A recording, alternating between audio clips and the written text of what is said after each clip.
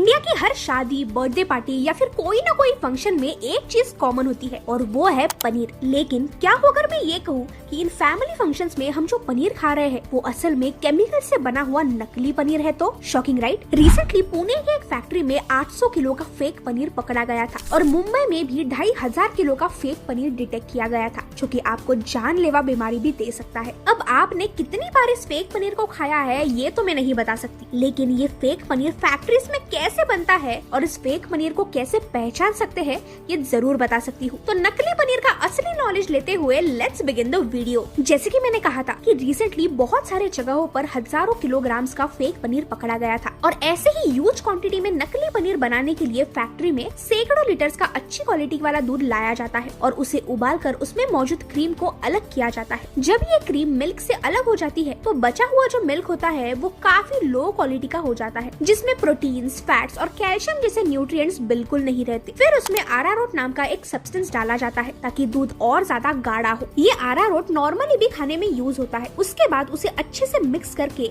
उस मिक्सचर में फॉर्मलिन नाम का एक केमिकल यूज किया जाता है ताकि फेक पनीर बनाया जा सके। इस केमिकल को आप स्लो पॉइजन भी कह सकते हो क्योंकि ये आपकी बॉडी में धीरे धीरे पॉइजन क्रिएट करेगा। फॉर्मलिन इसीलिए ऐड किया जाता है ताकि वो पनीर दूध की तरह सफेद और ज्यादा समय के लिए स्टोर करके रखा जा सके। फिर उसके बाद ये पूरा मिक्सचर बॉईल करने के लिए रखा जाता है। अच्छे से बॉईल करने के बाद उसमें मौजूद पानी को अलग किया जाता है और पनीर को निकाला जाता है और कुछ ही देर बाद आपका फ्रेश, टेस्टी लेकिन नकली पनीर बनकर रेडी हो जाता है। कुछ फैक्ट्रीज तो ऐसी भी है जहाँ पर पनीर के लिए प्योर दूध की जगह दूध पाउडर का यूज किया जाता है, क्योंकि दूध पाउडर से नकली पनीर बहुत ज्यादा सॉफ्ट बन जाता है, जिससे असली और नकली पनीर में फर्क करना बहुत मुश्किल होता है। मिलावट करने वाले लोग और भी तरीकों से नकली पनीर बनाते हैं, जिसमें ये पहली प्रोसेस की तरह दूध में से क्रीम निकाल कर उसे बहुत लो क्वालिटी बना दिया जाता है। लेकिन इसमें दूध को गाढ़ा बनाने के लिए अरारोट की जगह सोडियम कार्बोनेट का यूज किया जाता है। ये सोडियम कार्बोनेट सोप, डिटर्जेंट और पेपर जैसी चीजों को मैन्युफैक्चर करने के लिए यूज किया जाता है। नॉर्मल दूध में जो न्यूट्रिएंट्स होते हैं वो इस दूध में बिल्कुल नहीं होते। इस खराब और गाढ़े दूध को बहुत देर तक लो फ्लेम पर पकाया जाता है और उसमें पाम ऑयल और बेकिंग पाउडर जैसे इंग्रेडिएंट्स डाले जाते हैं, जिससे नकली पनीर को असली पनीर जैसा सॉफ्टनेस और सफेदी आ जाती है। कहीं न कहीं लालच भी यहाँ बहुत बड़ा प्रॉब्लम बन जाता है, लेकिन आपके पनीर का नहीं बल्कि फैक्ट्री ओनर के पैसे का लालच, क्योंकि इन फैक्ट्री ओनर्स को लोगों की हेल्थ से ज्यादा खुद के प्रॉफिट पर ही ध्यान होता है और इसी प्रॉफिट को कमाने के लिए ये नकली पनीर में हार्मफुल केमिकल्स का भी यूज होता है, जिससे इंसान को टाइफॉइड, जॉन्डिस और ऐसे कई सारी बीमारियां हो सकती है। एज पर रिसर्च ये नकली पनीर बनाने में